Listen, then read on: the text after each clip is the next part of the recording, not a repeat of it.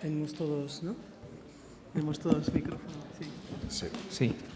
Bueno, pues buenos días de nuevo a todas y a todos. Lo mismo hay alguien que se une ahora, como está siendo grabada la sesión. Bienvenidas y bienvenidos de nuevo a esta segunda mesa de esta mañana, de este tercer encuentro. La mesa de esta mañana también es sobre un tema fascinante, con unas implicaciones de un enorme calado, de tal forma que yo creo que vamos a disfrutar mucho de todo lo que nos van a contar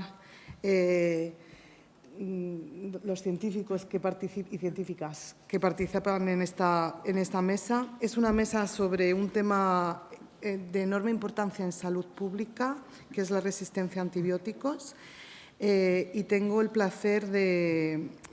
placer de que nos acompañan 4 científicos y científicas: Rafael Peña Miller, del Centro de Ciencias Genómicas de la UNAM, Ayari Fuentes, también del Centro de Ciencias Genómicas de la UNAM, Álvaro San Millán, del Laboratorio de Biología y Evolución del Centro Nacional de Biotecnología, que es del Consejo Superior de Investigaciones Científicas, del CSIC, y Alfonso Santos López, de la Universidad Autónoma de Madrid. Muchas gracias a los 4, bienvenidos.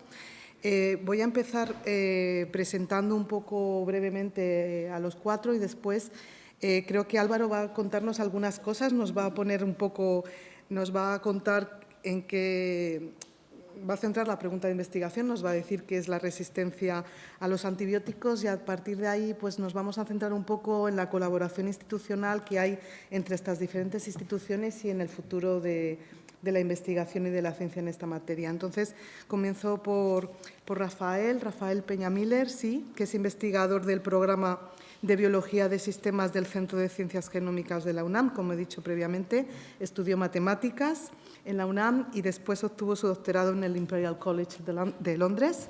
Su trabajo doctoral fue reconocido con el Lee Siegel Prize, que es un premio otorgado por la Sociedad de Biología Matemática al mejor artículo en biología matemática. Ha realizado estancias postdoctorales en la Universidad de Exeter y la Universidad de Oxford, y participando en estas estancias en proyectos que están en la intersección de la modelación matemática y la microbiología experimental. Su investigación, luego vamos a verlo mucho mejor, se centra en entender los mecanismos genéticos y metabólicos que permiten a las comunidades bacterianas implementar estrategias para sobrevivir y prosperar en entornos hostiles, ¿no? Posteriormente, aquí a mi derecha está Ayari Fuentes. Ayari, bienvenida también. Ayari es investigadora también del programa de Biología Sintética del Centro de Ciencias Genómicas de la UNAM. Tiene una formación intermultidisciplinar en física, en matemáticas y en biología. Estudió física en la UNAM y posteriormente se doctoró en biomatemáticas también en el Imperial College de Londres y en la Universidad de Bath. Allí desarrolló modelos matemáticos para estudiar comportamientos cooperativos en poblaciones microbianas. Posteriormente ha realizado estancias de investigación en el Max Planck, en el Instituto de Max Planck de Biología Evolutiva, y también un postdoctorado en la Universidad de Exeter, enfocándose fundamentalmente en estrategias de uso de antibióticos y evolución de la resistencia. Hay un elemento muy interesante de tu reseña, o sea, de tu biografía científica, y es que en ella indicas que estás muy comprometida en fomentar la diversidad y la inclusión en la ciencia, creando espacios accesibles y colaborativos para científicos de distintas formaciones. Es un elemento, digamos, que creo que es importante resaltar en esta reseña. Álvaro San Millán es jefe de grupo de investigación en el Departamento de Biotecnología Microbiana del Centro Nacional de Biotecnología, que es uno de los centros más importantes del Consejo Superior de Investigaciones Científicas, CSIC. Ha realizado estancias en el Instituto Pasteur de París y en la Universidad de Oxford, donde trabajó como investigador postdoctoral. A lo largo de su carrera ha sido reconocido con premios como la Marie Curie y el Brian Wilkins Memorial Prize, que le fue concedido en el año 2014. En el año 2016 regresó a España para fundar su propio grupo de investigación en el Hospital Universitario Ramón y Cajal. Su investigación se centra en las fuerzas evolutivas que impulsan la dinámica de los plásmidos en poblaciones bacterianas. Pido disculpas. Los plásmidos son piezas claves en la ecología y evolución bacteriana, ya que transfieren genes de resistencia a antibióticos entre diferentes bacterias, contribuyendo significativamente a la crisis de resistencia a los antibióticos. Y finalmente les presento también a Alfonso Santos López, el último de nuestros participantes, los últimos serán los primeros, que es biólogo evolutivo especializado en la evolución de la resistencia a antibióticos. Su investigación combina evolución experimental y secuenciación masiva para entender cómo las bacterias evolucionan respecto a la resistencia. Se licenció en Biología en la Universidad Autónoma de Madrid y realizó su doctorado en Ciencias Veterinarias en la Universidad Complutense, donde estudió la evolución de la resistencia medida por plásmidos, elementos genéticos móviles clave en la propagación precisamente de los genes de resistencia. Entre el año 17 y 20 realizó una estancia en la Universidad de Pittsburgh, investigando el papel de los biofilms en la adaptación bacteriana a los antibióticos, y en el año 20 obtuvo una Marie Curie para trabajar en el Hospital Ramón y Cajal y en el Centro Nacional de Biotecnología, ¿no? Y actualmente es investigador Ramón y Cajal. Bienvenidas, bienvenidos a los cuatro. Y podemos empezar con esa pregunta de investigación, ¿no? Que realmente es un poco el centro, ¿no? El comienzo, ¿no? Al que Álvaro nos va a presentar. Fenomenal. Bueno, pues nada, primero, muchas gracias por la invitación y por pues, haber organizado estas sesiones, que es una gran oportunidad. Y bueno, pues la resistencia a antibióticos básicamente es la capacidad que tienen las bacterias de sobrevivir a los tratamientos con antibióticos, ¿no? A mitad del siglo pasado se descubrieron los antibióticos y se empezaron a sintetizar de manera masiva. Básicamente los antibióticos han cambiado la manera en la que somos capaces de vivir y sobrevivir como especie, ¿no? Los humanos. Los antibióticos han sido clave para extender la esperanza de vida, para reducir las mortalidades infantiles, para tratar todas las enfermedades infecciosas que con anterioridad no éramos capaces de tratar, ¿no? Los antibióticos han sido probablemente uno de los mayores descubrimientos de la historia de la humanidad y han cambiado pues, no solo cómo tratamos las enfermedades infecciosas, sino cómo desarrollamos muchas de las prácticas en medicina. Hay cirugías, o casi todas las cirugías, no podrían realizarse si no tuviésemos unos antibióticos que aseguran que cuando a un paciente le abren la cavidad torácica, por ejemplo, no se le va a producir una infección que pueda poner en peligro su vida.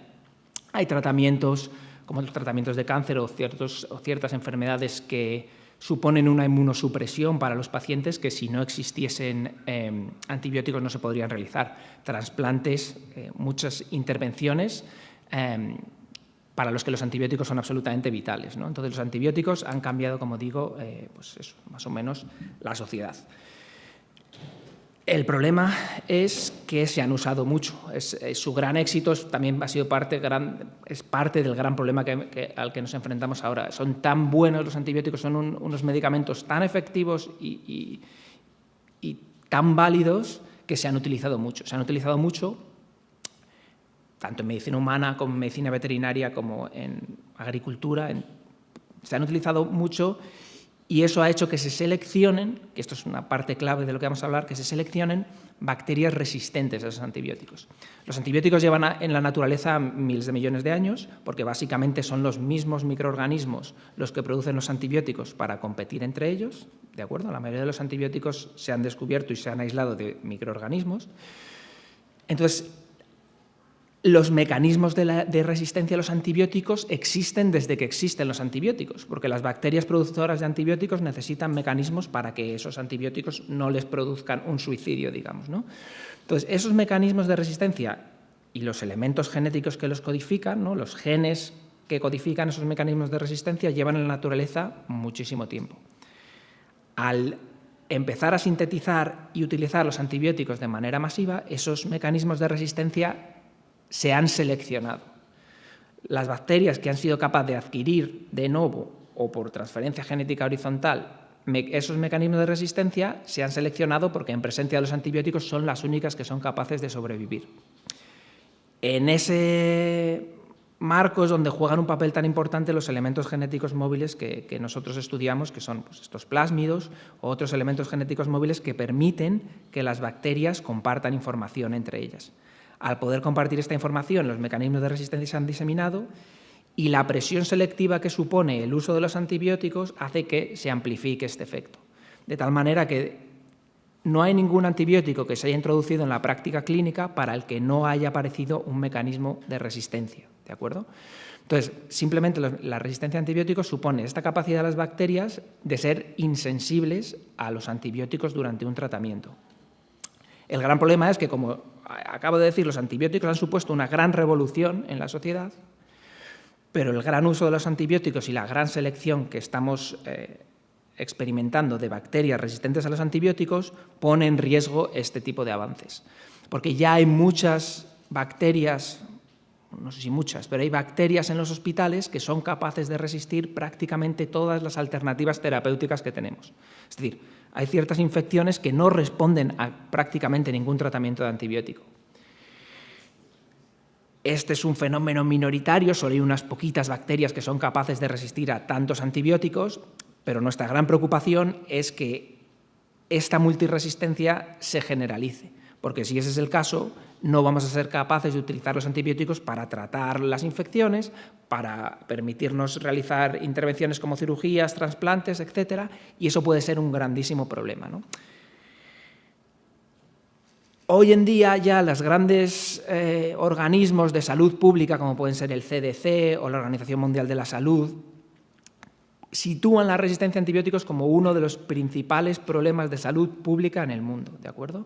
Hay estudios recientes que estiman o que demuestran que más de 1 millón de personas mueren todos los años por infecciones causadas por bacterias resistentes y hasta 5 millones de personas mueren todos los años por complicaciones asociadas a la resistencia a los antibióticos.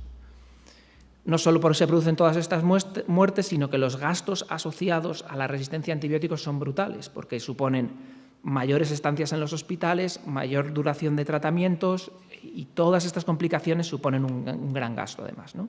Entonces, actualmente hay una conciencia importante sobre el problema y pues, se está invirtiendo mucho en desarrollar nuevas estrategias o nuevas aproximaciones que idealmente nos permitan cambiar esta tendencia y revertir el incremento de la resistencia a los antibióticos. Y eso es un poco, bueno, pues más o menos en lo que todos nosotros estamos involucrados, ¿no? Intentar entender que esto es clave. ¿Cuáles son las bases evolutivas que determinan el incremento de la resistencia a antibióticos en las bacterias? Porque al fin y al cabo, como os he dicho, esto es un proceso, un ejemplo de libro de texto de evolución mediante selección natural. Las bacterias son capaces de adquirir la resistencia a antibióticos. La selección de los antibióticos supone una presión que hace que las poblaciones resistentes incrementen de frecuencia y esto hace que la resistencia aumente, ¿no? Es un problema de selección natural, es un problema evolutivo. Entonces, es fundamental que entendamos las bases evolutivas de este proceso y que, informados por estas bases evolutivas, diseñemos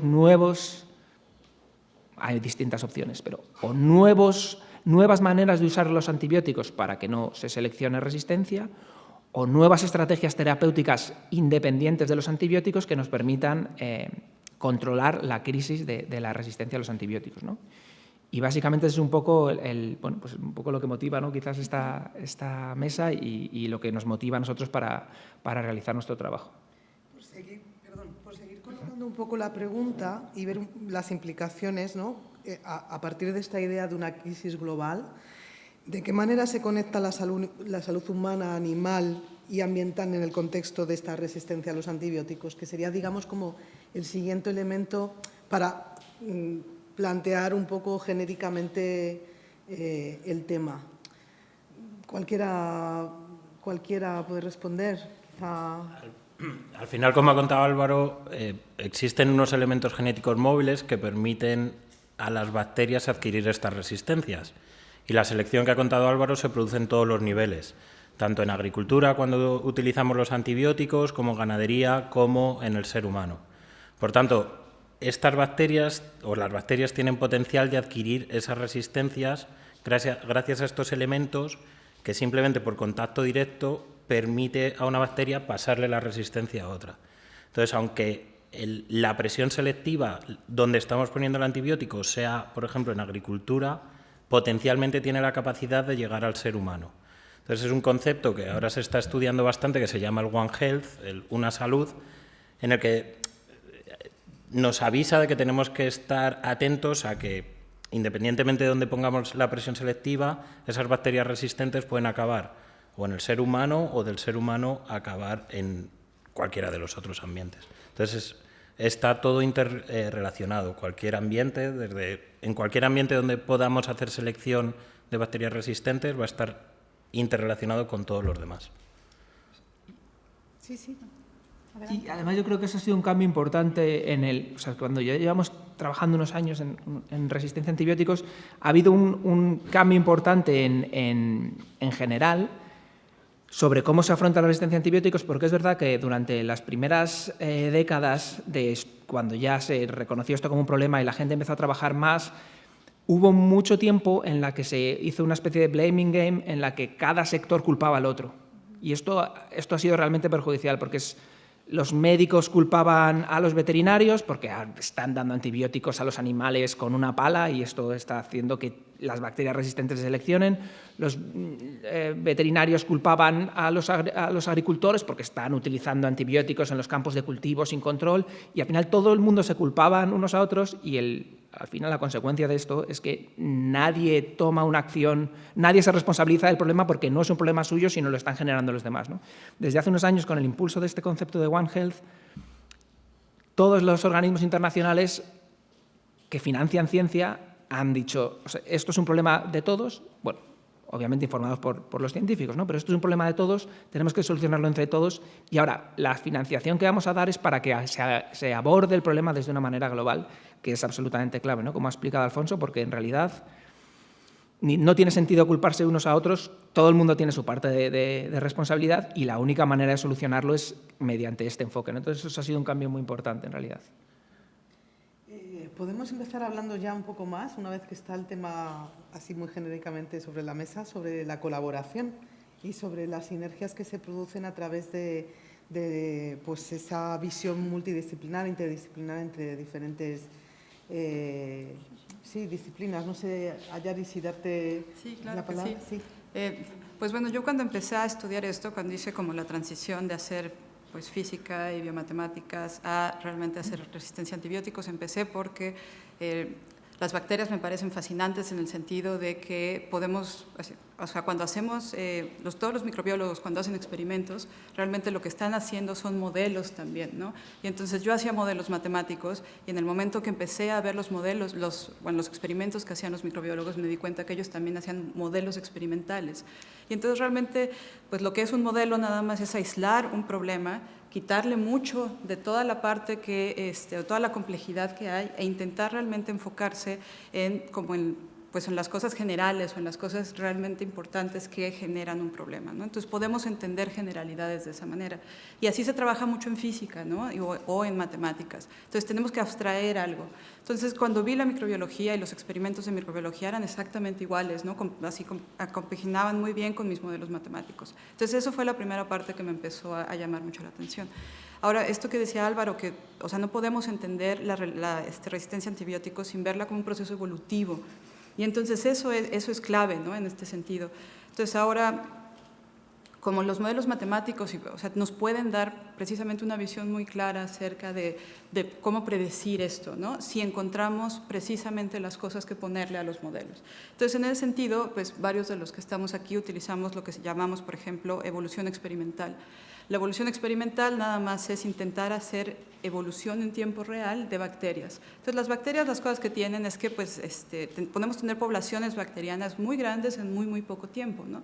Y entonces, en vez de ir al registro fósil, que pues no lo podemos tener evidentemente, pero aquí lo podemos ver en tiempo real. Entonces, realmente los cambios que podemos ver dependen de nuestros métodos de lo que tengamos para medir todos los cambios, ¿no? Y en este sentido, pues hace poco, desde hace bastante tiempo en realidad ya tenemos la capacidad, por ejemplo, de ver genomas completos de las bacterias, ¿no? De ver de ver todos los genes que están siendo expresados en distintas condiciones en el tiempo. Y eso es algo también que nos puede dar evidentemente mucha luz para saber qué está pasando. Por otro lado, muchas de las cosas que no entendemos acerca de la resistencia bacteriana también tiene que ver con que pues esto tiene, siendo un proceso evolutivo, cuando llega una bacteria al hospital y nosotros la vemos, tiene una historia que nosotros no conocemos, ¿no? O sea, al final hay muchas contingencias evolutivas que no conocemos. Entonces, a partir de que tenemos una bacteria en donde no conocemos el pasado, no sabemos, qué cosas ha tenido, hasta qué antibióticos ha visto o cuáles son los elementos móviles que se han insertado, cómo podemos a partir de ahí ver hacia futuro y decir, bueno, cómo evitamos que se expanda, ¿no? Entonces, en ese sentido, pues, el tema de resistencia a antibióticos ha sido un tema pues, fascinante, ¿no? Donde creemos realmente que la teoría puede aportar mucho. Claro, y es un tipo de aproximación que también es el centro del trabajo de Rafael, ¿no? Sí. Sí, yo expandería un poco el comentario de Yari respecto a la construcción de los modelos. Y el día de ayer Cecilia platicaba acerca del objetivo de entender los modelos es no solamente hacer una descripción de la realidad, sino también ser capaces de predecirla, ¿no? Y más allá mencionó construir instrumentos, es decir, controlarla. Y un poco para eso es lo que nosotros queremos utilizar, ya sea modelos experimentales o modelos teóricos o modelos computacionales, que nos permitan no solamente entender cuáles son los elementos clave o las condiciones necesarias para que suceda algún comportamiento que estamos observando, sino que aquellas predicciones que hacemos acerca de distintos escenarios que muy probablemente es imposible de probar en un contexto clínico por razones prácticas o éticas, o muy difíciles de probarlas también experimentalmente en un laboratorio, pues los modelos matemáticos o computacionales permiten probar muchísimas más condiciones. Y el objetivo de estos modelos no nada más es describir la realidad, sino o predecir distintos o posibles alternativas futuras, sino también ser capaces de controlar el sistema abstracto que estamos planteando y esperar que ese control que realizamos sobre el sistema, si nuestro modelo está bien construido, podría ser transferido a un contexto clínico o a un contexto ya del mundo real. Y eso evidentemente se dice más fácil de lo que se logra y es, ¿verdad? Sí. Pero bueno, finalmente es un objetivo es donde nos gusta estar y probablemente es precisamente, por eso lo llamamos colaboración interdisciplina, porque es esta tensión donde los modelos matemáticos por sí solos no tienen ningún sentido y por sí solos los modelos biológicos tampoco. Entonces, lo que tenemos que hacer es encontrar mediante simplificaciones de las dos, mediante suposiciones y en los dos sentidos, bueno, en todas las direcciones, y tratar de encontrar aquellos elementos claves que nos permiten empatar estas dos cosas. Y eso es ciertamente un lugar muy interesante en donde vivir, justo en esa interfaz, ¿no? A veces lo has definido como un desafío también, ¿no?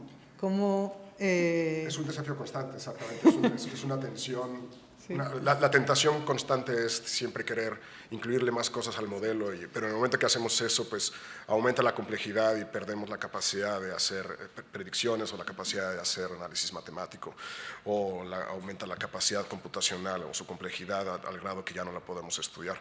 Y similarmente también desde el punto de vista experimental, finalmente si empieza uno a incluirle cada vez más elementos, la estructura del espacio, la interacción con otras especies, ambientes cada vez más complejos, también pierde uno esa capacidad de hacer predicciones. Entonces, justo este punto de encuentro entre distintas disciplinas es lo que permite, bueno, no sé, es un reto exactamente, pero también creemos que es un reto que puede dar fruto a aumentar el entendimiento que tenemos acerca de estos procesos. Porque además no solamente hay una confluencia entre disciplinas, sino entre ámbitos, entre observatorios, ¿no? Porque tenemos por un lado el computador, por otro lado el laboratorio, por otro lado el hospital. ¿Cómo sois capaces, por decirlo de alguna forma, y esta es una de las preguntas un poco sobre la que hemos intercambiado información, ¿no? ¿Cómo se está trabajando o cómo estáis trabajando para trasladar precisamente los conocimientos generados en el laboratorio a prácticas clínicas o a políticas de salud pública, ¿no? Para poder abordar este problema de salud global desde una perspectiva más genérica, más holística, desde diferentes puntos de vista, que sea capaz de tener en consideración pues, todas estas aristas, ¿no? Bueno, ese es probablemente el mayor desafío cuando haces colaboración interdisciplinar, es el poder recorrer todo ese continuo, ¿no?, entre distintas áreas. Y eso es difícil porque muchas veces realmente parece que distintas disciplinas no hablan el mismo idioma, es muy difícil.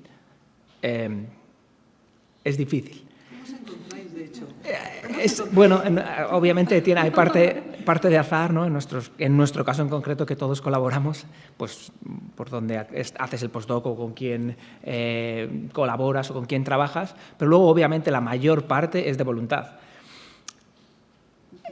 Hay que trabajar en que esa comunicación sea fluida. En nuestro caso, por suerte, pues obviamente hay muchas cosas en común que facilitan, es verdad, que cuando colabora hay ciertos científicos igual de ciertos países con lo que es difícil entenderse. En nuestro caso, obviamente, somos todos lo mismo y es muy fácil esa parte de la comunicación. La parte difícil es que una persona habla matemáticas quizás y la otra persona habla biología, ¿no?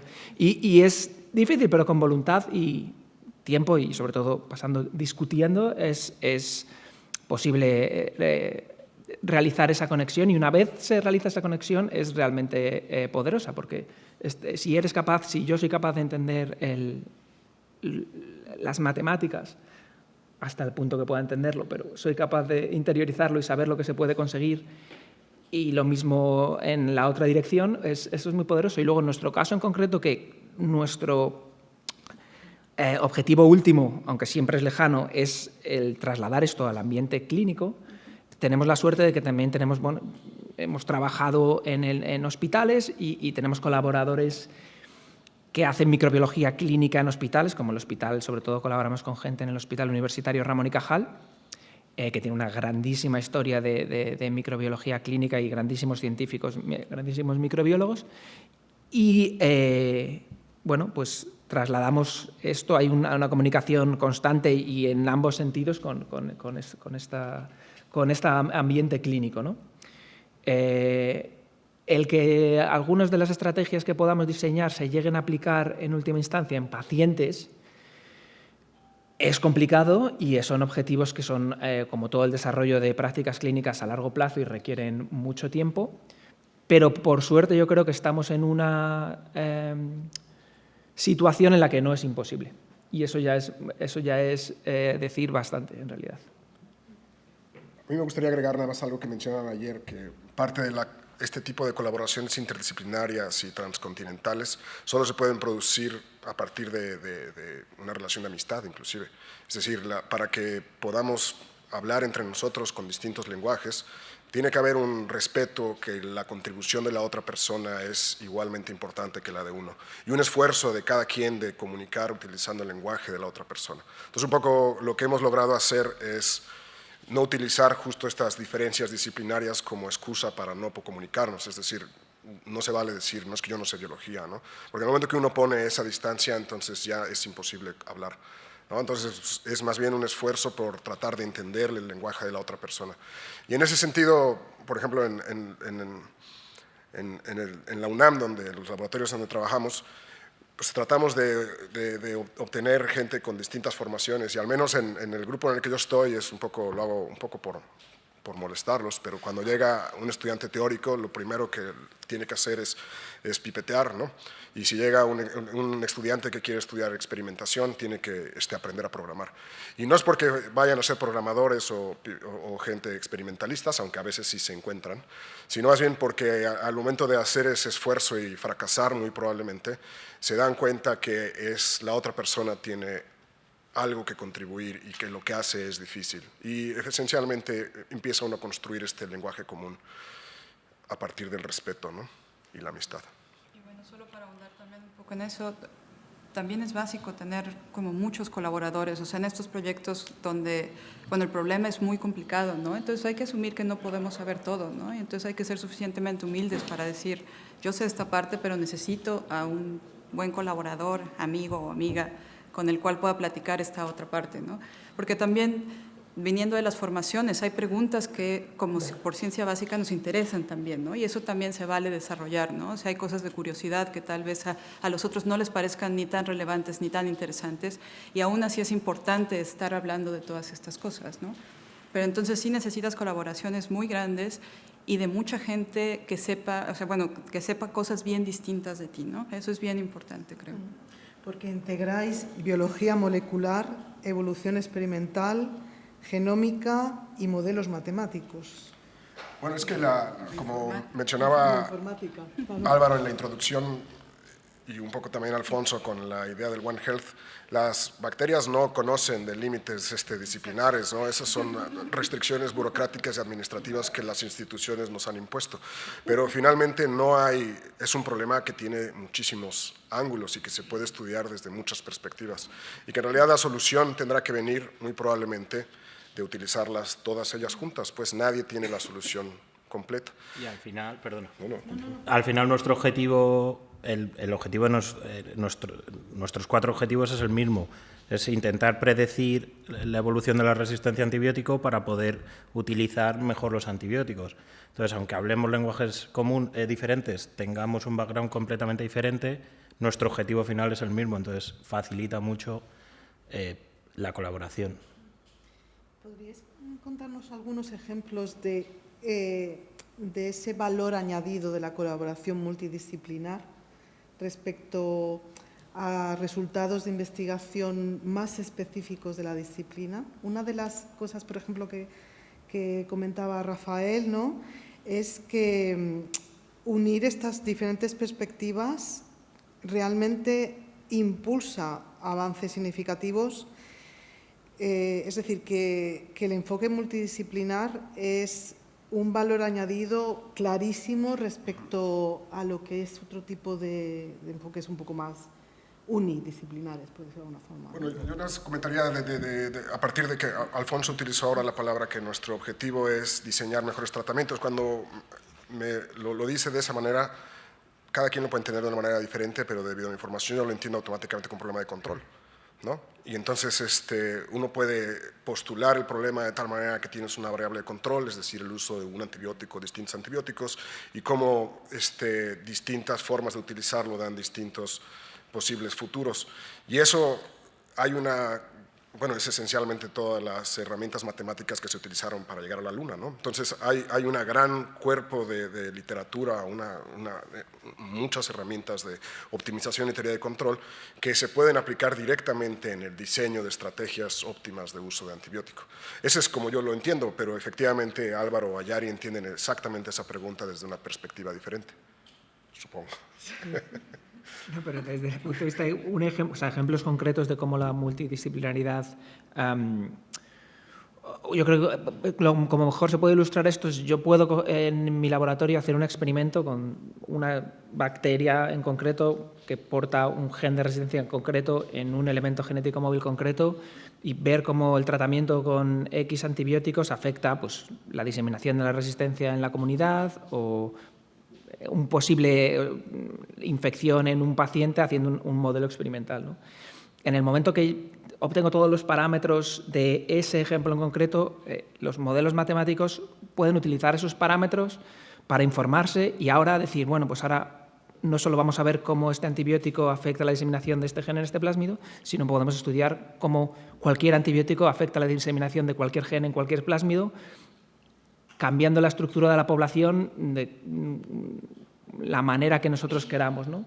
Para una población más compleja, menos compleja, con más miembros, con menos miembros. Entonces, desde un ejemplo experimental que requiere mucho trabajo para determinar específicamente los parámetros que influencian ese ejemplo, ya de repente podemos extrapolar eso y informar cómo podrían afectar distintos tratamientos, ya no solo con los antibióticos, sino con muchos otros y en distintas combinaciones, para el tratamiento de muchas infecciones distintas y cómo eso va a alterar el comportamiento de muchos generadores distintos en muchas bacterias distintas. Entonces, esa potencia de extrapolación es algo que experimentalmente es simplemente imposible. Es imposible, no se puede hacer un experimento así porque por muchos robots que tengas en el laboratorio no puedes alcanzar eso, ¿no? Entonces, eso yo creo que es, en nuestro caso, por lo menos, es una de las principales cosas que siempre hacemos juntos y que nos permite comprender. No solo eso, sino que además esa comprensión que obtenemos con esos modelos luego produce un feedback hacia los modelos experimentales, porque igual el modelo ahora predice una cosa que sí te interesa volver a testar experimentalmente. El modelo te dice, pues quizás el mejor uso de los antibióticos para evitar la diseminación de la resistencia es en estas combinaciones o en este tipo de tratamientos. Y ese ejemplo concreto sí lo puedes volver a testar experimentalmente. Entonces, ese círculo es algo que, si solo tienes la mitad de la ecuación, es imposible que se produzca, ¿no? Y pues eso yo creo que es un ejemplo fácil de entender de cuál es el beneficio de la investigación multidisciplinar en nuestro caso. La colaboración que habéis realizado a lo largo de los años está muy vinculada con haber trabajado en lugares comunes y también con hablar una lengua común, porque sabemos, como científicos, sabemos la impronta y el peso que tiene pues los ámbitos académicos anglosajones. Y estando en este escenario, yo querría preguntaros un poco, efectivamente, ¿cómo pensáis que desde la ciencia que piensa en inglés, pero piensa también en español, es posible hacer una colaboraciones de esta naturaleza en el área en el que trabajáis? Es decir, al margen de que sabemos que, bueno, pues que la ciencia hay que hacerla en inglés, ¿pensáis que el hecho de este trabajo en común desde el mundo en español es algo que permitirá, por ejemplo, que puede permitir que investigadores e investigadoras de otros países de habla hispana pues colaboren, participen? ¿Tenéis vínculos con otras universidades o con otros centros de investigación en el ámbito hispano? Pues, en nuestro caso, no mucho. O sea, como que toda mi experiencia es que los laboratorios son muy bilingües. O sea, toda la gente que hace ciencia a este nivel es muy bilingüe, ¿no? En particular, por ejemplo, en México, sobre todo en el lugar donde estamos, que no estamos en la Ciudad de México, muchos de los estudiantes que llegan ciertamente no saben mucho inglés, ¿no? Les va muy mal el inglés. Y entonces, lo que sí nos abre una posibilidad es de, por ejemplo, estos estudiantes que son muy buenos, pudieran venir a formarse con grupos de muy alta calidad, como los grupos de Álvaro y de Alfonso, y sin tener precisamente, o sea, teniendo mucho más tiempo de aprender toda esta cuestión del inglés, ¿no? Que no tendría que ver con su calidad académica, pues, ¿no? Entonces, en ese sentido, creo que es bien importante también para gente de habla hispana poder tener colaboraciones con gente de habla hispana que pudieran un poco mitigar esta desventaja que podrían tener, sobre todo personas de niveles socioeconómicos mucho más bajos, por ejemplo, ¿no? Que no, o sea, muchos de los estudiantes que llegan, que son gente que está en un nivel económico alto, ya saben inglés, ¿no? Entonces, muchos laboratorios, te digo, que son prácticamente bilingües, ¿no? Pero hay casos que no, ¿no? Y entonces creo que eso podría ayudar mucho. Bien. Y yo, por añadir algo, yo creo que en este caso, en nuestro caso, el hecho que ha determinado que nosotros colaboremos no es el que... Porque este tipo de trabajo, todos hablamos inglés, todos podríamos realizarlo con investigadores que hablan inglés y de otros países. Yo creo que no es la lengua lo que nos ha hecho hacerlo juntos, sino toda la cultura que obviamente viene asociada a la lengua y que hace que sea infinitamente más probable que te entiendas y te lleves bien entre nosotros. Pero no es necesariamente la lengua, yo creo, es un ámbito cultural mucho más amplio que la lengua. Todo lo que nos une es mucho más, ¿no? Y probablemente está todo vehiculizado por la lengua, pero yo creo que es mucho más que la lengua, ¿no? Lo que hace que realmente haya esa empatía y esa facilidad para comprenderse con el otro y facilidad para llevarse bien y para colaborar, porque en el fondo el trabajo que hacemos, y al final, pues por ejemplo, si Rafa y yo hemos colaborado mientras estábamos en Oxford y nuestro supervisor común es canadiense, cuando hablábamos entre nosotros y con él era en inglés. O sea, que no es que necesariamente hablásemos en español, yo creo que va más allá de eso. Hemos hablado un poco ya del problema de la resistencia, de que supone realmente un reto, de la necesidad de transformar los conocimientos científicos en políticas públicas. Y entonces quería preguntaros si os preguntan, es decir, en algunos ámbitos, ahora cada vez más, incluso los científicos estamos implicados en la toma de decisiones, ¿no? Y en algunos programas muy específicos para diseñar unas políticas públicas muy concretas. En un tema tan vital, tan central, tan seminal como este, muchas veces hablamos de la necesidad de esta colaboración con otras disciplinas, pero no se pone mucho sobre la mesa la necesidad de colaborar con otros actores, ¿no? Entonces, quería preguntaros si a lo largo de vuestra carrera y con vuestro trabajo habéis tenido la oportunidad, más allá de los hospitales donde trabajáis, de poder colaborar con otros actores que tienen también una implicación en lo que es este tema más general, ¿no? más fundamental. Antes de meternos ya un poco en el futuro, ¿no? Porque será un poco la siguiente parte. A no ser que nos queráis contar también algunas cosas sobre resultados de investigación, porque yo escuchándoos me dan muchas ganas de que nos contéis a todos los que no sabemos pues, resultados de hace poco, ¿no? Yo quizás respondería un poco las últimas dos preguntas de la misma manera. Es decir, el problema de resistencia, como dices, es una crisis global y la ciencia se realiza de una manera global también. Pero, sin embargo, las implicaciones que tiene generalmente son locales y no es algo que sea sencillo de alcanzar, pero sí es una meta, un objetivo siempre latente, el tratar de impactar en la salud de la comunidad en la que vives. Y esa sí es algo donde la lengua, evidentemente, pero también porque los actores que estás mencionando, todos son generalmente actores, ya sea la gente que toma decisiones, las decisiones se toman de manera local. Y entonces, en ese sentido, la realidad de los colegas españoles y la nuestra debe ser muy diferente porque finalmente tenemos que interactuar con actores en la toma de decisiones que tienen pues, distintos contextos. En general yo diría que es difícil, eso es algo que quizás nos hemos quedado cortos como comunidad científica en el sentido de trasladar este tipo de conocimiento hacia políticas públicas. No sé si ustedes han tenido experiencias más exitosas. Es verdad, aquí en España en los últimos años sí se están haciendo, pues, existen estos proyectos Cicerón, que se llama, ¿no? El CSIC reúne expertos en distintos temas para escribir informes que se trasladan a los políticos. Esa es un poco la idea, ¿no?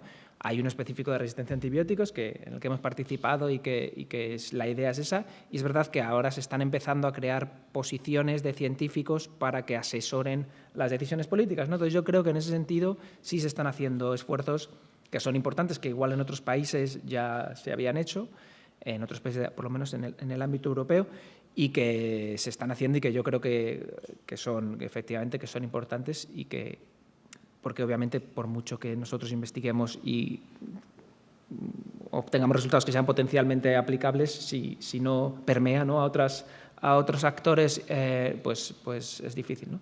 Pero sí, en nuestra experiencia, por lo menos en los últimos años, sí se está intentando hacer. Hablemos entonces un poco ahora sobre el futuro, ¿no?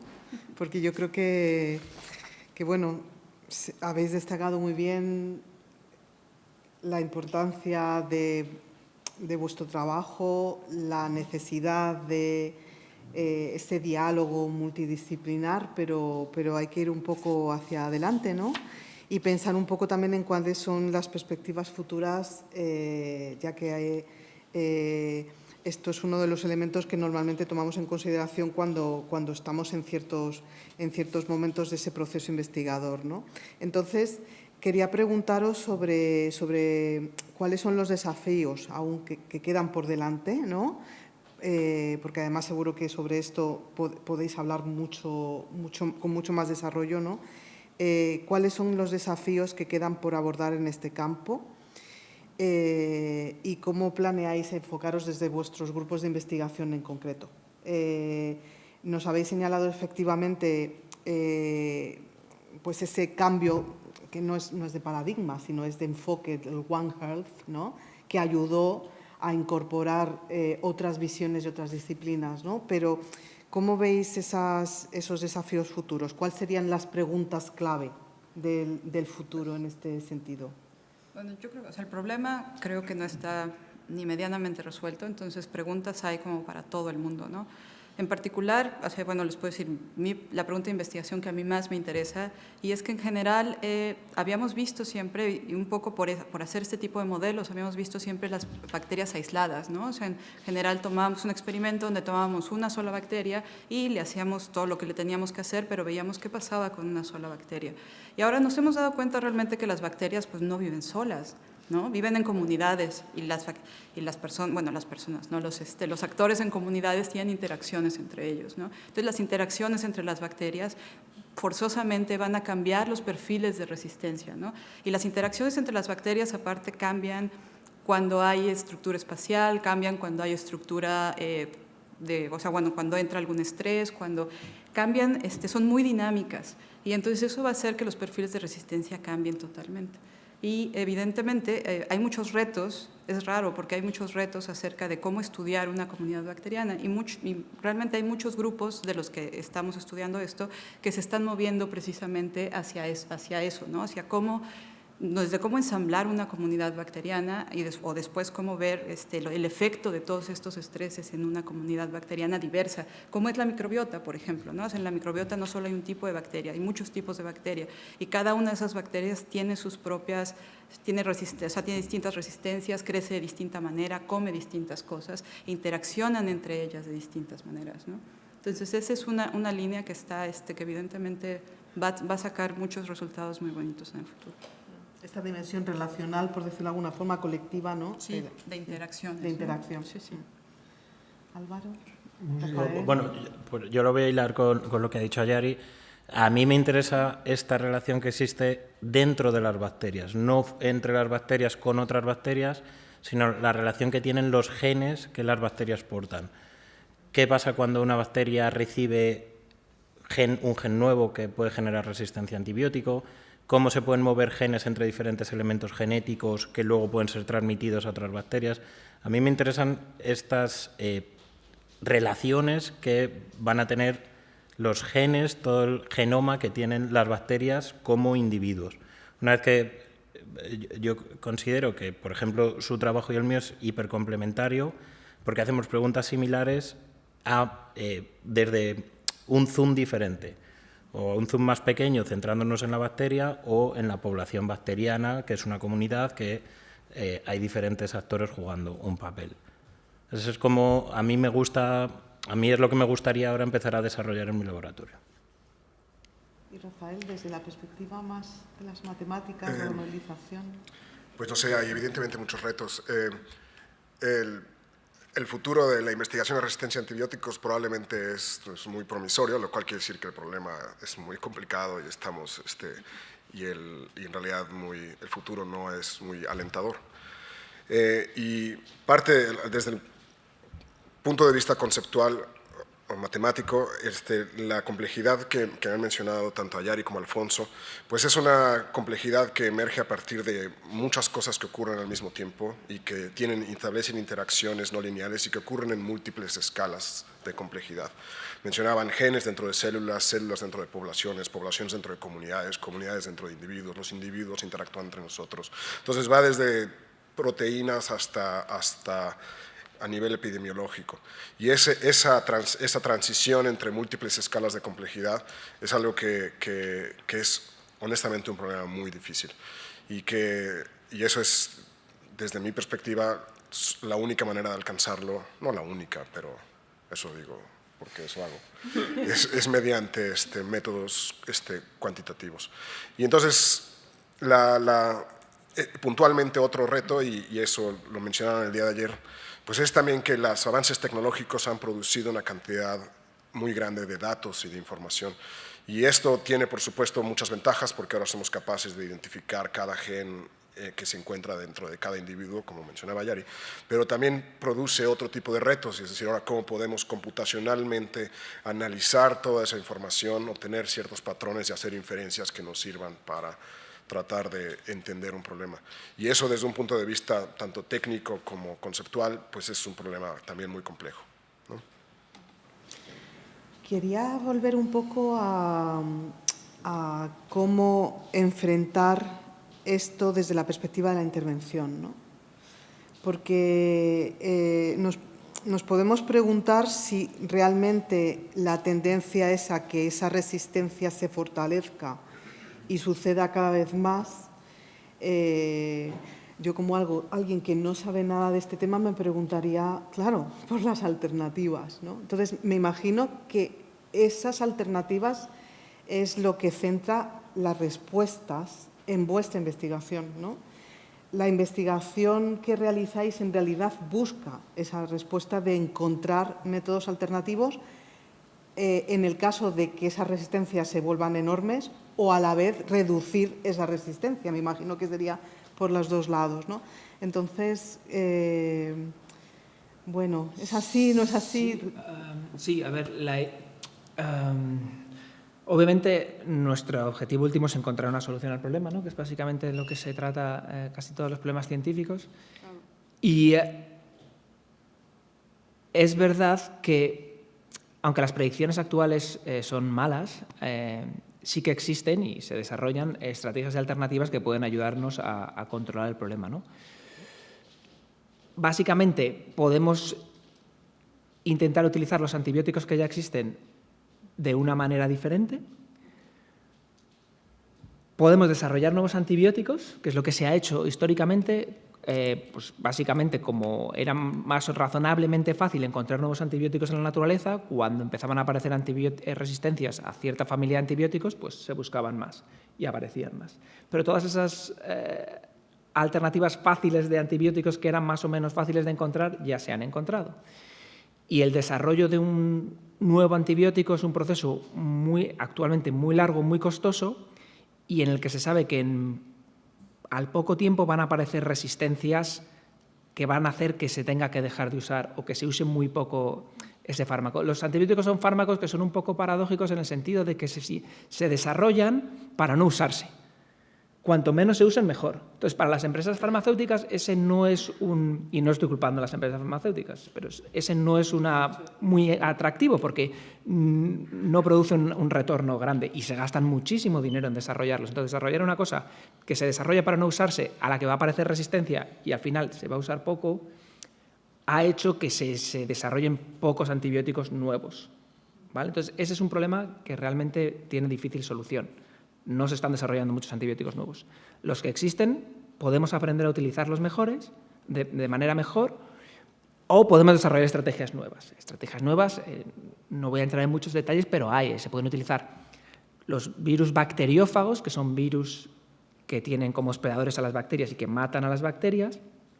Se conocen desde hace muchísimo tiempo y es una estrategia terapéutica que ya se usa en algunos casos cuando no existe ningún antibiótico que se pueda dar para tratar a un paciente, ¿vale? Hay un campo muy grande de investigación biotecnológica para el desarrollo de nuevas estrategias terapéuticas contra las enfermedades infecciosas no basadas en los antibióticos, basadas en otras estrategias alternativas que nos permitan controlar las infecciones bacterianas. Y en último caso, también hay un campo que es probablemente el que más nos guste a nosotros y más nos interese, que es el desarrollar estrategias que estén, digamos, que sean a prueba de evolución. A ver, básicamente la idea es desarrollar estrategias que lo que hagan es contraseleccionar la resistencia a antibióticos. Si encontramos estrategias de uso de antibióticos o de nuevas herramientas terapéuticas que targeten principalmente a las bacterias que portan mecanismos de resistencia, vamos a cambiar el proceso de selección de manera que en vez de favorecer la selección de la resistencia, vamos a contraseleccionar a la resistencia y de esa manera quizás podamos recuperar el uso de los antibióticos o de algunos antibióticos en el futuro, ¿no? Este tipo de estrategias son muy variadas, Pero por poner un ejemplo, hemos encontrado casos en los que cuando una bacteria adquiere un mecanismo de resistencia a un antibiótico, se vuelve sensible a otro antibiótico. Eso se llama sensibilidad colateral, ¿de acuerdo? Cuando una bacteria adquiere una mutación que la hace resistente al antibiótico A, de repente es más sensible al antibiótico B.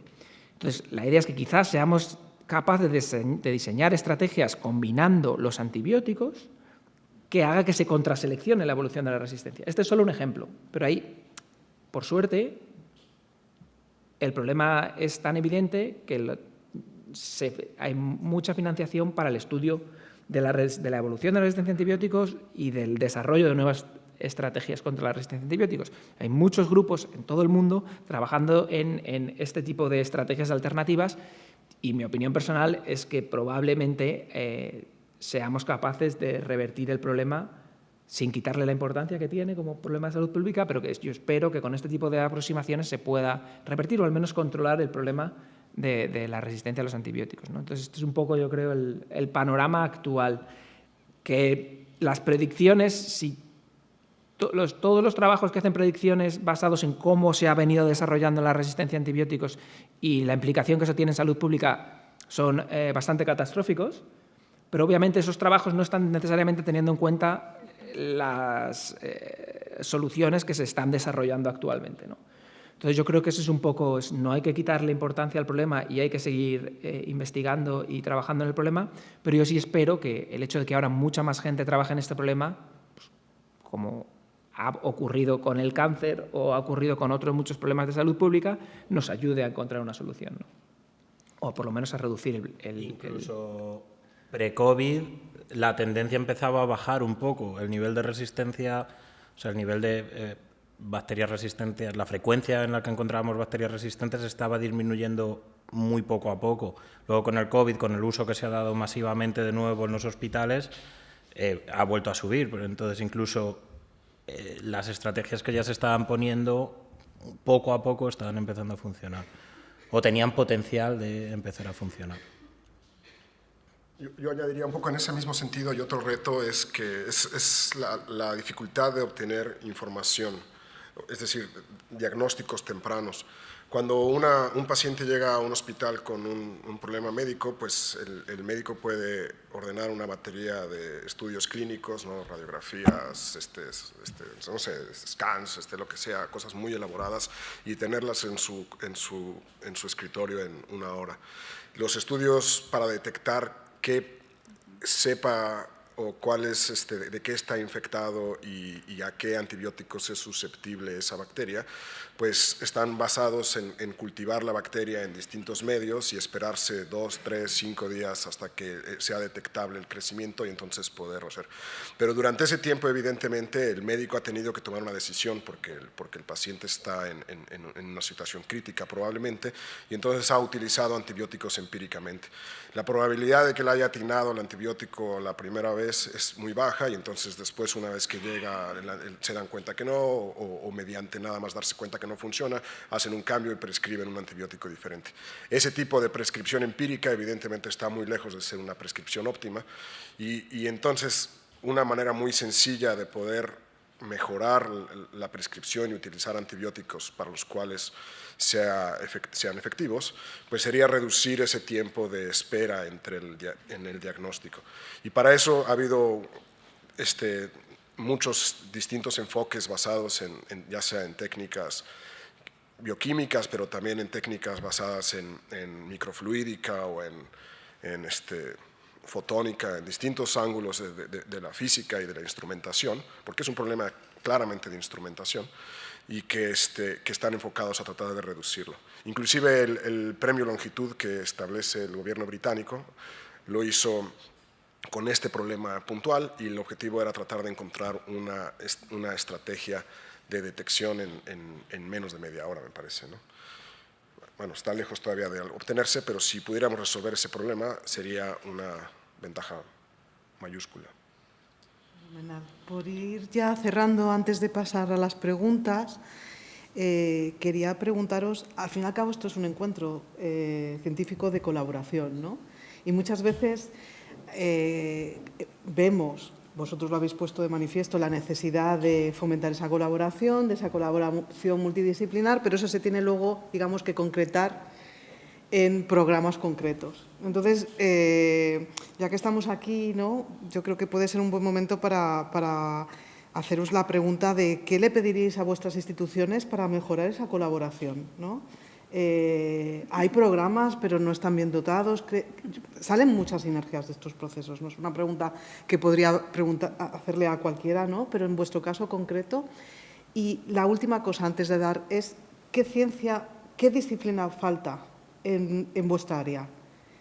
¿Pensáis que hay alguna disciplina que tiene que entrar que no ha entrado? Y estas son las dos últimas preguntas que se me ocurren en esta difícil tarea de moderar una mesa sobre algo que me es tan ajeno, ¿no? Entonces, pues muchas gracias por responder a estas últimas preguntas y le damos ya el paso al público. Colaboración y disciplina. Alfonso, Javi.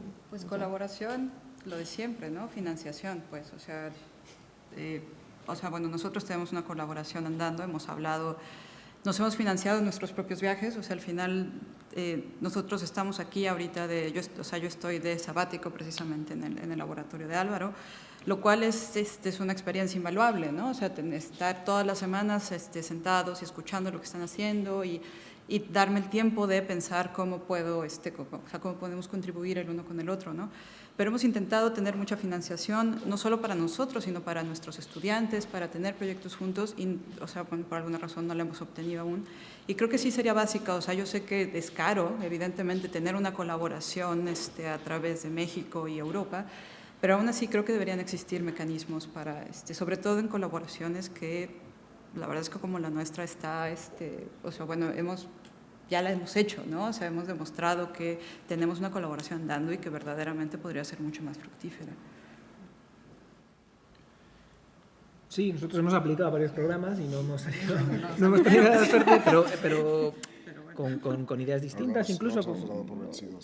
También en una de las últimos casos proponíamos un curso, ¿no? Sí, un poco enfocado a precisamente esta interdisciplina. Entonces, proponíamos un curso enfocado en donde pudiéramos combinar precisamente estudiantes tanto de biología, de medicina o de matemáticas y en ese contexto darles una visión general de esto y precisamente construir una nueva generación de científicos y científicas interdisciplinarios que permitan abordar este problema con una visión más global.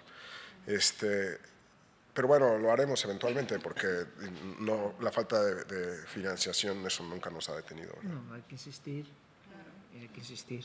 Y es verdad que muchas veces se ha puesto mucho dinero en colaboración con Europa, pero es verdad que la colaboración con México, con América Latina, al no existir programas tan específicos o tan dirigidos, a veces ves que la colaboración está y que tienes muchísimas potencialidades, pero no encuentras las convocatorias a las que dirigirte para formalizar, ¿no?, esa obtención de recursos. Nosotros, por nuestra parte, hemos intentado algunas convocatorias en el paraguas del CSIC, todas las veces, yo creo, y bueno, habrá que explorar más.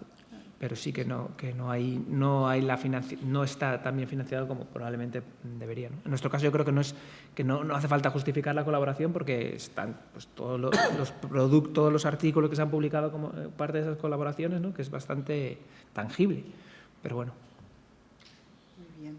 ¿Hay preguntas? Bueno, antes de eso, a tu segunda pregunta que no hemos contestado, yo creo que el principal campo que falta que seamos capaces de englobar en nuestra disciplina son las ciencias sociales, para que de alguna manera seamos capaces de comunicar el problema a la sociedad de una manera más eficiente, porque ese es el principal reto y es una de las principales acciones que ayudarían a mejorar la crisis de la resistencia a antibióticos. El informar a la sociedad y el hacer un mejor uso de los antibióticos y que todo el mundo fuera consciente de que el problema de resistencia a los antibióticos es un problema de toda la sociedad. Y sí que hay programas de publicidad o de concienciación, pero de alguna manera yo eso sí lo he hecho en falta, que es el englobar a las ciencias sociales dentro de nuestras capacidades para luego hacer esa comunicación. Eso es lo que yo opino. Muy bien. No sé cómo hacerlo. ¿Cómo lo hacemos? Podemos, por ejemplo, ir de 5 en 5, ¿no? O de 4 en 4. Es que prácticamente todo el mundo quiere preguntar. Entonces, bueno, pues empezamos y quizá podemos agrupar en 3, 4 y a partir de ahí pues doy una ronda. Ok. Voy a aprovechar que llegó por aquí el micrófono. Bueno, muchísimas gracias por esta reflexión del debate interdisciplinario.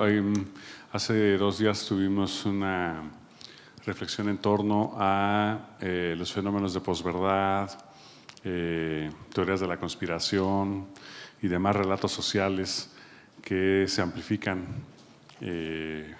ahora en las redes digitales.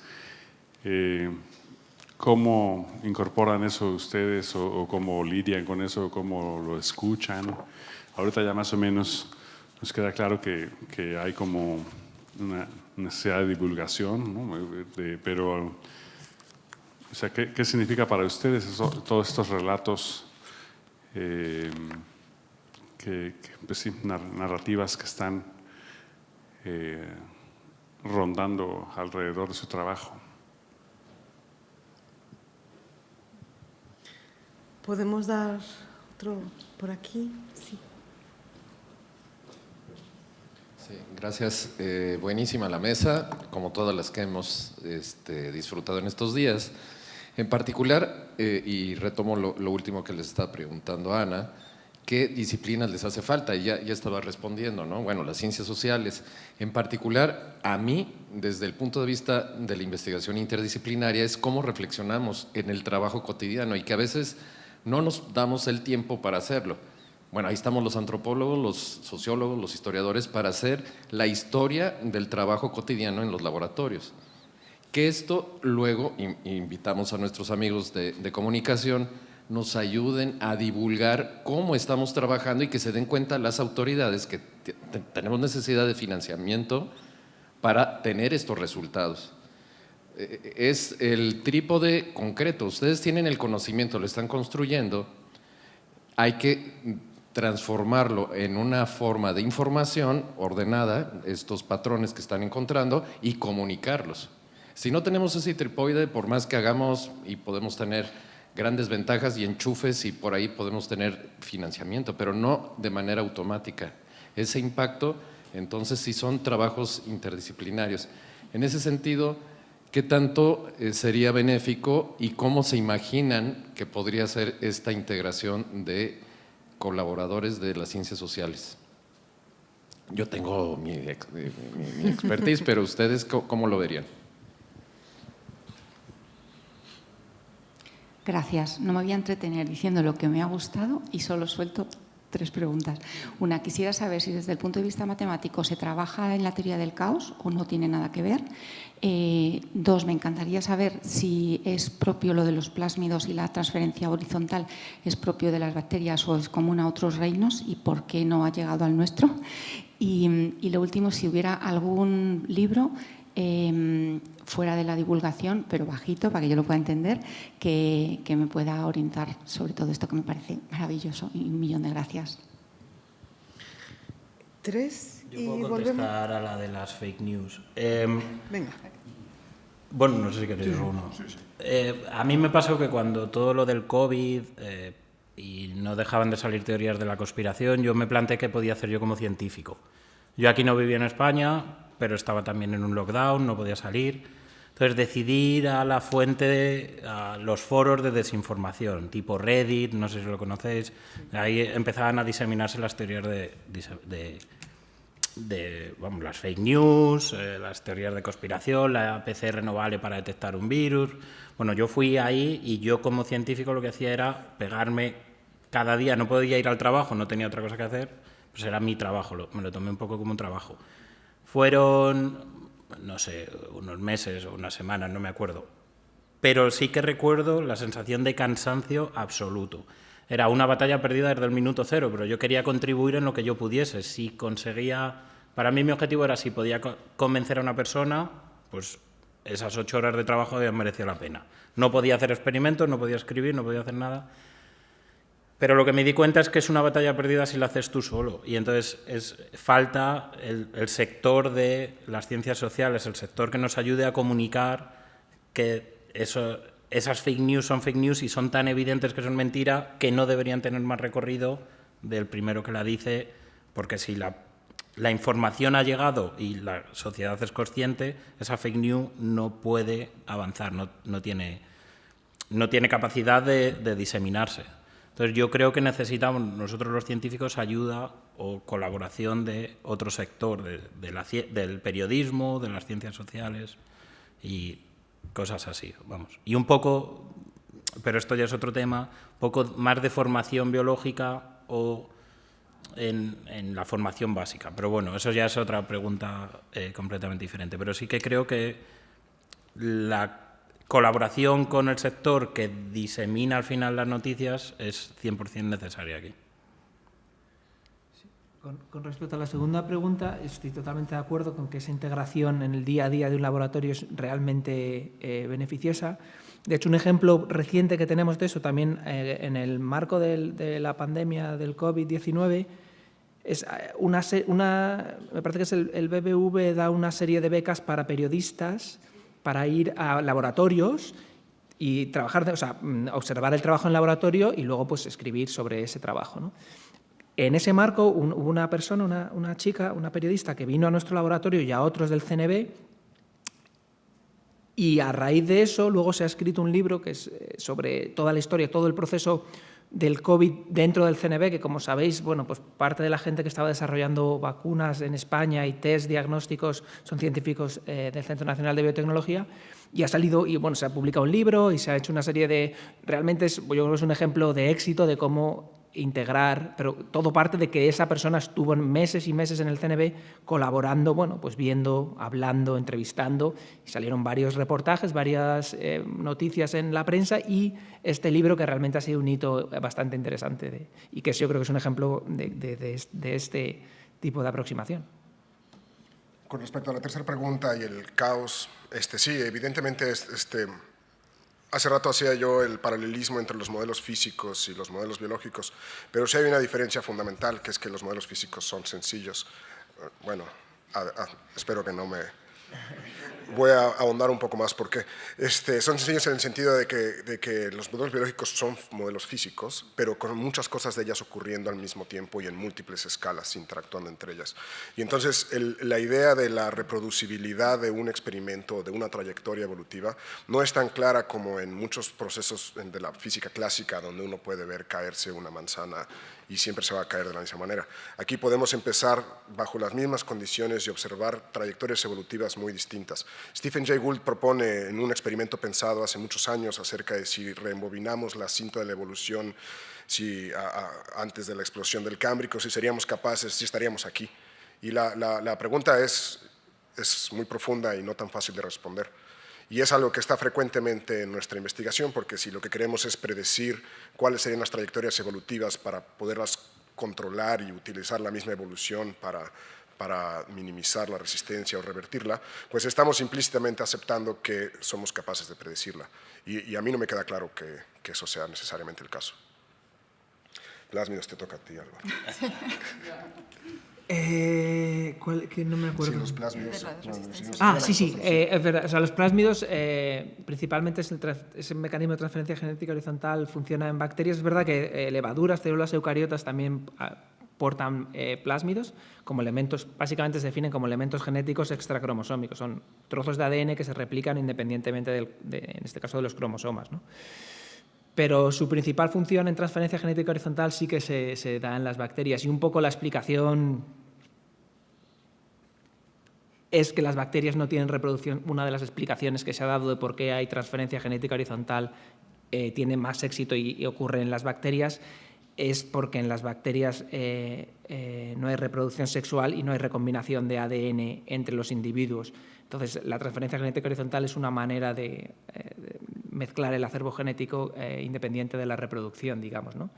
Entonces, principalmente en los procariotas, las bacterias, también las cianobacterias, etcétera. Sí. Y la tercera pregunta era sobre un libro que igual a Yari te puede ayudar. Es que, Lo pienso un momento. Sí, seguro sí hay, pero lo pienso un momento. Pues ese, sí. Hay un libro, no es sobre resistencia, pero sí es más sobre evolución, sobre el antropólogo que ha dicho Rafa, Stephen Jay Gould. Tiene un libro que se llama Wonderful Life, que es el que, pues básicamente lo que hacemos nosotros es eso, plantea la pregunta esta de si lo que ha dicho Rafa, si rebobinamos la cinta de la vida, ¿volvería a surgir el ser humano? Y entonces plantea esa pregunta, que básicamente es lo que hacemos nosotros a nuestra pequeña escala, en nuestros experimentos. Ese libro yo creo que es accesible para entender un poco el problema, pero no va relacionado con antibióticos, es sobre evolución. De resistencia a antibióticos... Pues tenéis que escribirlo. ¿Sí? Si no existe, tendréis que escribirlo, porque es necesario divulgar los resultados. Totalmente. Cada vez lo vemos más. Muy bien, vamos a hacer una última ronda de preguntas. Pues allá atrás, y hay por aquí también 2 o 3, por favor. Si queréis, hacemos todas de una vez, o ¿cómo lo veis? ¿Estáis cansados? O... ¿No? ¿Bien? Felicidades. Bueno. Ya. Muy bien, gracias. Yo tengo muchos comentarios, preguntas y hasta puedo intuir ahí cierta influencia de Gerardo Gamba con el comentario de la física. Pero bueno.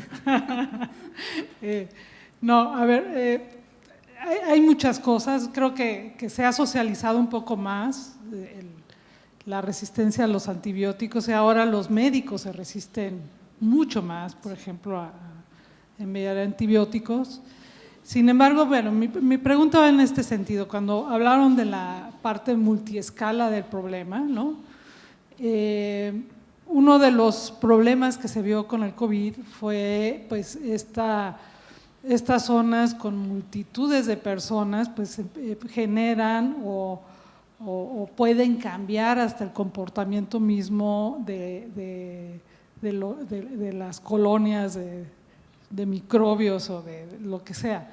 Y en ese sentido ustedes tienen, o sus estudios son más a escala microscópica, porque digo, me quedó esa claridad de que pues es un problema que va desde lo muy local hasta un comportamiento que no solamente es la interacción entre microbios, sino hasta la interacción entre diferentes seres vivientes.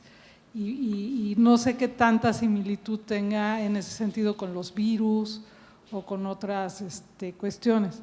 Y otra pregunta, comentario es la resistencia de las farmacéuticas. Fue a mí lo primero que se me ocurrió, porque es obvio que se mueven intereses económicos muy fuertes y que no es de interés de las farmacéuticas hacerlo, ¿no? Y que eso, bueno, pues ya tiene que intervenir a otro nivel el gobierno, no solamente las partes de las ciencias sociales. Sí, gracias. Solamente una pregunta, una duda que tengo y quería compartirla.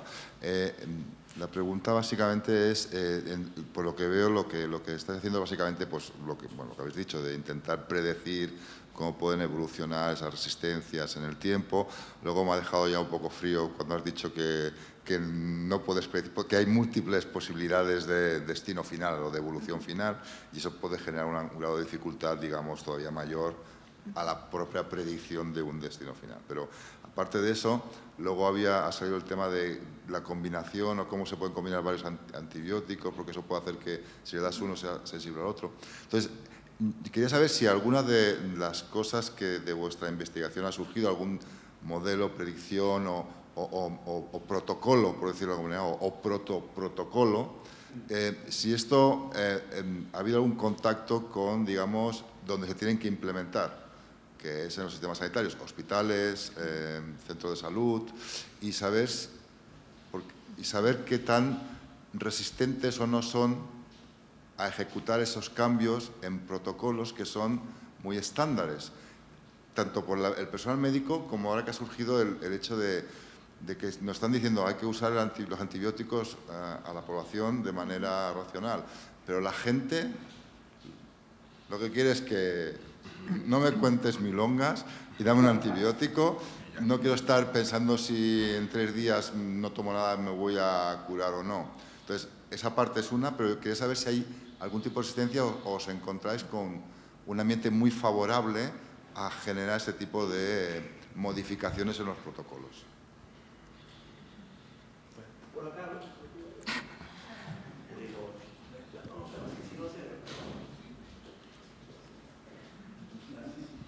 Hola, ¿qué tal? Excelente presentación, muy interesante. Soy Eder Ávila del IBI, de la UNAM, y mi pregunta sobre todo va centrada en qué papel tendría la reutilización de datos en todo este proceso que ustedes desarrollan.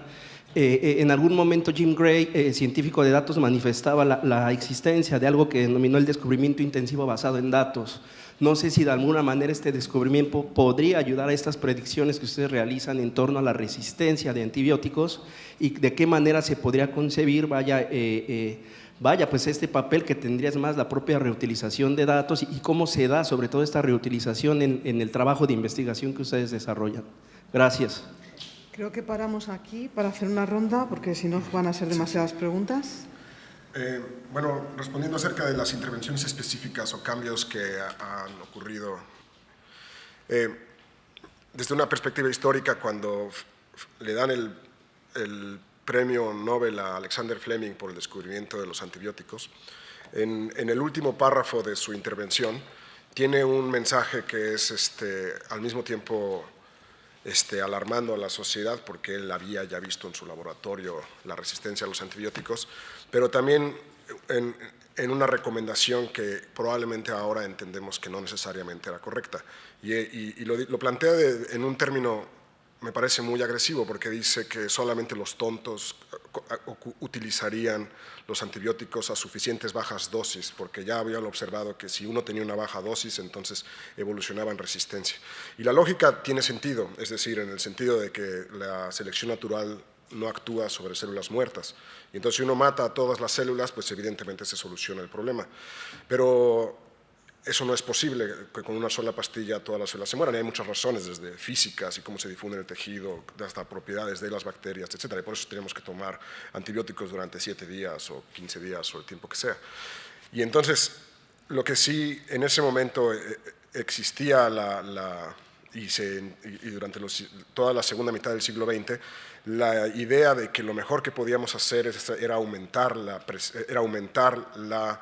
la eficacia de los antibióticos. Entonces, pues había que buscar la mayor cantidad de fármacos, utilizarlos a la dosis más alta que pudiéramos sin que fuera tóxica para el individuo, y una vez que ya no había antibióticos, entonces empezar a combinarlos y buscar antibióticos que establecieran una interacción sinérgica. Pero toda esta búsqueda, lo único que estaba haciendo, y eso lo podemos ahora ver en retrospectiva, era están imponiendo una presión de selección más fuerte. Es decir, no había este entendimiento de que ese era un problema inherentemente evolutivo y que nuestra intervención estaba modificando estas rutas evolutivas. Y al contrario, al utilizar estas dosis tan fuertes y al malutilizar y sobreutilizar los antibióticos, lo que estábamos haciendo era acelerando la tasa de resistencia. Entonces, este cambio ahora a tratar de entender, ver esto como un problema evolutivo, y entonces ahora tratar de encontrar las combinaciones o la manera de utilizarlas de tal manera que maximicemos su eficacia, pero al mismo tiempo minimicemos la probabilidad de que se hagan resistentes, es algo que ha ocurrido pues, en los últimos 20 años. Y ha ocurrido en la comunidad científica, pero ha costado mucho más trabajo convencer a la comunidad médica. Y concluyo nada más mencionando que ahora que decían a qué comunidades deberíamos de incluir, bueno, ciertamente a las ciencias sociales, pero yo pensaría que también quizás a las ciencias médicas, bueno, no, a los médicos clínicos. Y no es que ellos no estén conscientes del problema, porque están claramente conscientes porque lo ven, pero por ejemplo en ningún currículo de ninguna carrera de medicina llevan una materia de evolución. Entonces, el entendimiento de la medicina desde una perspectiva evolutiva es algo que no necesariamente se percibe desde la clínica.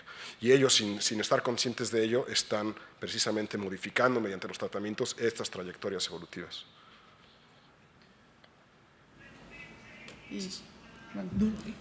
Yo un poco también esta cuestión de cómo influir en las políticas públicas. Lo que pasa es que precisamente viene hasta con esta cuestión a través de las escalas, ¿no? O sea, como que el trabajo que estamos haciendo, al final de cuentas, es un trabajo de ciencia básica, es un trabajo de entender. Y eso no quiere decir que nuestra meta última sea influir, pero hay muchos pasos entre que publicamos un artículo, o sea, bueno, entre que tenemos un resultado y ese se puede escalar, porque realmente la escalabilidad es bien complicada, ¿no? Hay muchos pasos que todavía no entendemos. Y en ese sentido, también de la escalabilidad, por ejemplo, hemos visto que los modelos epidemiológicos pues, no sirvieron muy bien en el COVID, ¿no? No son modelos suficientemente detallados y tal vez sea por la falta de datos y la falta de muchas cosas que tiene la naturaleza, que es mucho más complicado que esos modelos. Y entonces, o sea, al final es que sería otra carrera, ¿no? O sea, sería como... O sea, necesitamos otra parte que tome precisamente todo el conocimiento de ciencia básica y lo escale, ¿no? O sea, nosotros, muchas de las cosas que sacamos son resultados, por ejemplo, que no tienen estructura espacial, un poco lo que les decía, ¿no?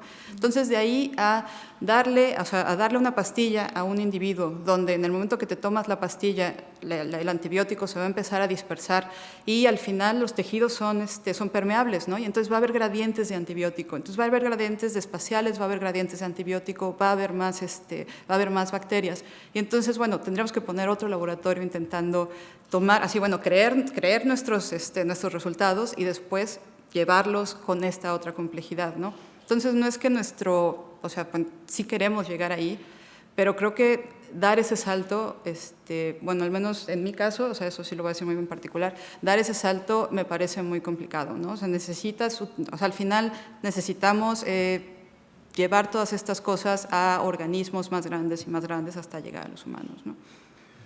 Claro, ese campo al final, que es la microbiología clínica en nuestro caso, ¿no?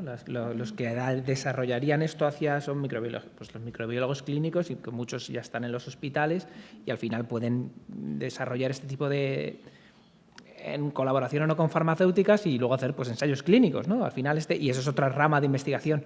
Lo que pasa es que obviamente es una rama de investigación pues, por sí sola y brutal, de grande, ¿no? Entonces, lo que es un poco ingenuo por nuestra parte es pensar que podemos hacer todo. O sea, nosotros podemos entender, en nuestro caso, ¿no?, las bases evolutivas, desarrollar posibles estrategias, porque es verdad que en nuestro caso, pues, por ejemplo, con estas sensibilidades colaterales sí que hemos visto que ciertos genes de resistencia que están codificados en plásmidos producen sensibilidad colateral a otros antibióticos. Entonces, eso es un punto de partida como para que en la microbiología clínica se desarrolle, ¿no? Pero claro, lo que es imposible esperar o es muy ingenuo es pensar que podemos nosotros, si yo ahora digo, pues yo quiero que esto sea un tratamiento para un paciente, entonces me voy a dedicar yo a ello. Porque todos los mecanismos, todo lo que involucra, todo lo que es el desarrollo clínico, aunque sean de medicamentos que ya existen, todo lo que se hace en un ensayo clínico son procesos de años que implican muchísimo dinero, muchísimo esfuerzo y en los que no somos expertos, con lo cual al final...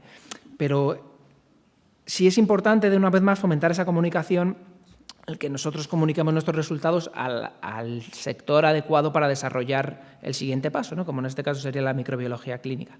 Y en ese sentido sí tenemos trabajamos mucho con gente en el hospital que pueden llevar a cabo, pero es frustrante porque son procesos muy largos y muy complejos. Y bueno, pues es la manera en la que son, no podemos hacer realmente nada para cambiarlos. Respecto a los datos, evidentemente estamos viviendo momentos vertiginosos en ese sentido y es claro que van a contribuir. Yo mencionaba hace rato la importancia de obtener diagnósticos prontos y obtener información acerca del patógeno que está infectando a un individuo, pero esa información realmente, a pesar de que sería útil para el médico en ese momento, tendría mucho más sentido en el momento que la contextualizamos o la extendemos a todos los pacientes de un hospital o a todos los pacientes de una ciudad o a todos los hospitales, porque de esa manera no podemos ver cada uno de los individuos como una entidad autónoma cuando precisamente hay estas interacciones epidemiológicas que ocurren entre los individuos y que estos plásmidos o estos elementos genéticos móviles se transfieren y que las tomas de decisiones de usos de antibióticos muy probablemente son a nivel de un país o un hospital que prefiere el uso de ciertos antibióticos. Es decir, la escalabilidad de esta información y los datos y la accesibilidad de los datos pues no es necesariamente tan buena como debería de ser, pero que eso evidentemente podría ayudar a tomar decisiones más informadas. Y ya como ejemplo más específico, pues ha habido estudios recientes donde pueden, a partir de la gran cantidad de genomas o de información que estamos obteniendo todos los días, pueden encontrar ya sea nuevos blancos que puedan servir para desarrollar nuevos fármacos o inclusive para identificar nuevos fármacos, o bueno, nuevos antibióticos generados por otras bacterias.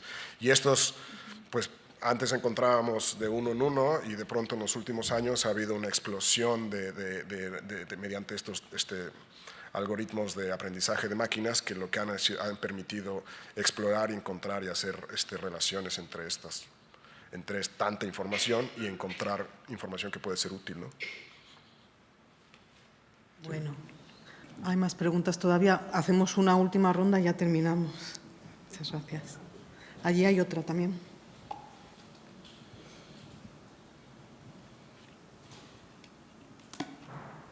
Hola, ¿qué tal?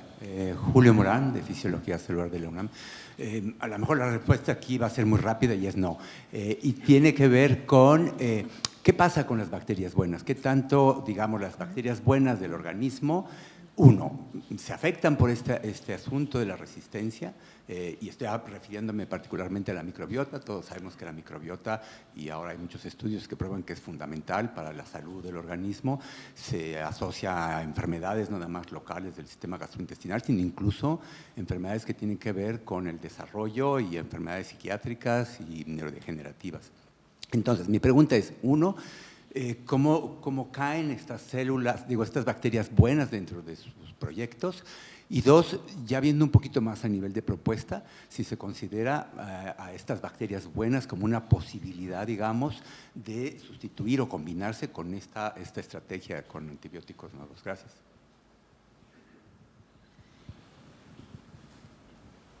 A mí me gustaría saber cómo los antibióticos matan a las bacterias. El primer era la penicilina, que se sacó del hongo Penicillium notatus. Entonces, aquí veo la molécula, entonces tiene un grupo pentágono de azufre, nitrógeno, un grupo metil, un grupo H. Entonces, mi pregunta es, esta molécula, que tampoco es muy grande, o sea, es un tamaño, ¿cómo entra en la bacteria por la membrana? Entonces, ¿qué ataca? ¿Ataca al ADN o ataca proteínas? Y ¿cómo ataca al ADN? Si ataca las bases, a la timina. Y bueno, esa es la pregunta. Y luego, ya por curiosidad, una bacteria puede matar a otra bacteria. A solo de bacteriófago, un virus puede matar a una bacteria y una bacteria puede matar a un virus. Y la tercera pregunta, un tumor se utiliza radiación alfa-beta, fotones, rayos X para matar un tumor. No sé si se puede hacer eso contra bacterias, con bacterias, porque es más pequeña. Y terminamos ya con la última pregunta, por favor. Allí al fondo, la compañera. Sí.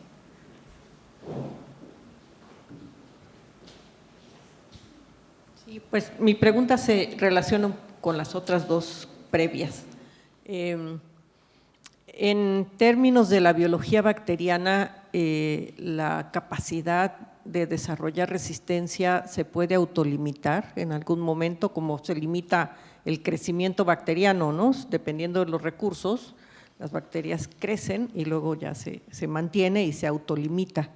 O como estamos desarrollando nuevos antibióticos cada vez, entonces eso le da oportunidad a desarrollar nueva capacidad de resistencia y entonces la resistencia se va a volver infinita porque vamos a seguir desarrollando antibióticos distintos que ataquen diferentes partes de la bacteria y pues eso le permita desarrollar esta capacidad biológica de adaptación pues hasta el infinito si seguimos haciendo antibióticos distintos.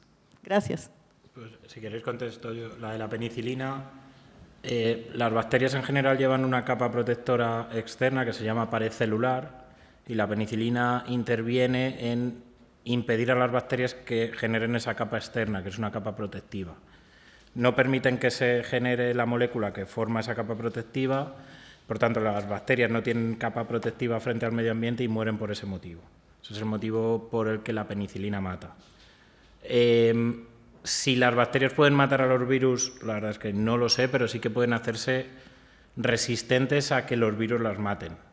Entonces, no sé si la bacteria puede destruir el virus como tal, no sé si alguno lo sabéis. Bueno, dentro de las estrategias de defensa de las bacterias contra los virus está el abortive infection, o sea, que permiten que entren los virus y cuando se empiezan a replicar, la bacteria, digamos que se muere, se suicida, de manera que los virus que están replicando dejan de replicar y en ese caso se mueren. O sea, sí, digamos que dentro de las estrategias que tienen las bacterias para resistir a los virus bacteriófagos, algunas se basan en matar a los virus. Pero es que el concepto de vida de un virus es relativo, ¿no? Porque no replica independientemente, necesita al hospedador para replicar, con lo cual, en la definición ortodoxa, no es un ser vivo, porque no se puede replicar por sí mismo, ¿no? Entonces, pero sí, digamos que existen estrategias en ese sentido, sí. Y la tercera, tampoco lo sé, no sé si alguno lo sabéis. Me imagino que en el laboratorio se han probado muchas técnicas, nanopartículas, un montón de técnicas para poder erradicar infecciones y luego en la práctica clínica probablemente no sé si son efectivas, no sé si alguno... El tema es que los antibióticos funcionan tan bien. Eso es. Han sido históricamente tan fáciles de encontrar, porque aunque ahora sea muy difícil desarrollar nuevos antibióticos, es básicamente porque ya se han encontrado muchos y los que se siguen encontrando son variaciones de lo que ya existen, de manera que el mecanismo de acción es el mismo y los mecanismos de resistencia son los mismos. Pero los antibióticos no son fármacos tan absolutamente excelentes que no ha habido necesidad de pensar en ninguna alternativa para combatir las enfermedades infecciosas. Ahora, por desgracia, sí tenemos que pensar. Y existen pues, los fagos, estos virus bacteriófagos, existen muchas otras alternativas que se están explorando, pero el hecho de que no se hayan explorado con anterioridad es porque no ha hecho falta, básicamente, es una cuestión de necesidad. Bueno, con respecto a resistencia a colonización, que es el término que mencionaban del efecto protectivo que dan las bacterias buenas. Es decir, el organismo, bueno, todos los medios ambientes que están a nuestro alrededor, incluyendo nosotros mismos, estamos colonizados por bacterias, las cuales funcionan y nos permiten realizar muchas funciones y son esencialmente parte de nuestro organismo. El primer reto que tiene que obtener una bacteria patógena al momento de invadir un individuo es desplazar a esta comunidad estable que está ahí, desplazar hasta en términos de espacio, pero también de competencia por recursos, de interacciones negativas que puede establecer con ellos. Y ahí, paradójicamente, el uso de antibióticos, en particular esos antibióticos de amplio espectro que funcionan tan bien, pues no son específicos al patógeno que estamos tomando, en particular porque ni siquiera sabemos cuál patógeno tenemos. Y entonces utilizamos un antibiótico general que esencialmente mata todo. Y ahí la paradoja es que eso puede conllevar a que libera recursos y libera espacio para que entonces ahora los patógenos puedan aumentar y colonizar. Entonces ahí el uso de la microbiota o la protección de la microbiota y el diseño de estrategias de uso de antibióticos que no sean tan nocivas para la microbiota evidentemente es un tema que está tomando cada vez más importancia, ¿no? Bueno, por otro lado, muchos de los que llamamos patógenos son parte de la flora intestinal normal. Entonces solo llamamos patógenos en el momento en que hay una disbiosis y genera una enfermedad, ¿no? Pero realmente están ahí y si están en una proporción en la que tienen que estar, no pasa nada, ¿no? Y la última pregunta de si van a seguir evolucionando hasta el infinito, pues es una pregunta filosófica y que creo que nos sirve bien de alguna manera resumir un poco lo que hemos estado platicando. Es decir, las bacterias tienen una tasa de duplicación muy rápida, están en poblaciones muy grandes y por consiguiente evolucionan a una tasa mucho más rápida de la que nosotros somos capaces inclusive de percibirla, al grado que la podemos estudiar en el laboratorio. Desafortunadamente, en los últimos 80, 90 años de que se introdujeron los antibióticos a la clínica, la capacidad que hemos tenido nosotros de adaptarnos o adaptar nuestros tratamientos a las bacterias no ha sido a la velocidad a la que ellos lo están haciendo. Es decir, son sistemas que son inherentemente dinámicos y nuestros tratamientos son estáticos. Y entonces eso quiere decir que tenemos que de alguna manera entender que mientras que van a seguir evolucionando por siempre, son seres vivos y si nosotros cualquier medio ambiente que las impongamos, si son capaces de sobrevivir o van a encontrar una estrategia para sobrevivir. Y lo que Álvaro mencionó que no hay un solo antibiótico que utilicemos en la clínica para el cual no hayamos identificado patógenos resistentes, y también de veras hay patógenos que son resistentes a todos los antibióticos que tenemos. Entonces, al menos para fines prácticos y en la escala humana, la capacidad de evolucionar de los microorganismos nos va a superar siempre. Eso no fue una nota muy positiva. Pues creo que terminamos con estas contundentes palabras. Bueno, muchas gracias a los cuatro por compartir sus conocimientos, su experiencia, y bueno, les emplazo a volver aquí esta tarde, que tenemos también un par de mesas muy interesantes. Muchas gracias a todas y a todos.